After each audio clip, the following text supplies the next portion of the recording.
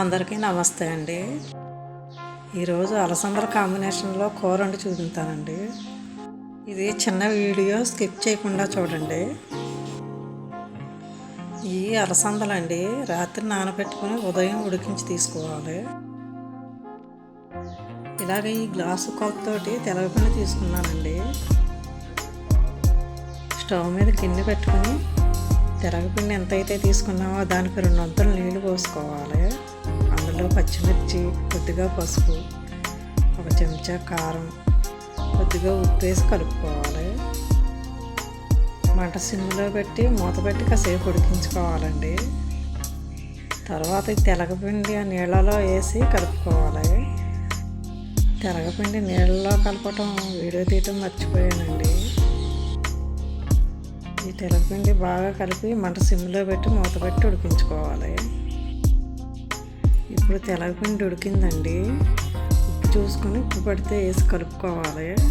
అలాగే ఉడకబెట్టిన బొబ్బర్లు కూడా కలుపుకోవాలి.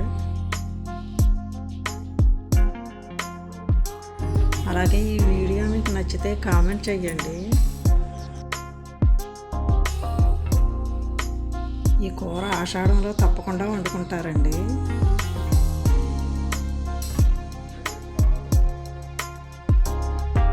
ఇప్పుడు తాలింపు పెట్టుకుందామండి. స్టవ్ మీద గిన్నె పెట్టుకుని 2 చెంచాలు నూనె పోసుకోవాలి.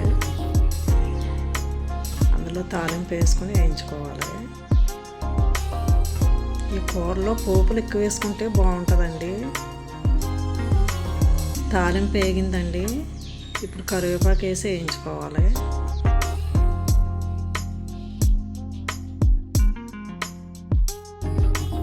స్టవ్ కట్టేసి ఉడికిన తెలగపిండి ఇందులో వేసి కలుపుకోవాలి. ఈ కూర ఆరోగ్యానికి చాలా మంచిదండి. ఇదేనండి తెలగపిండి అలసందల కూర.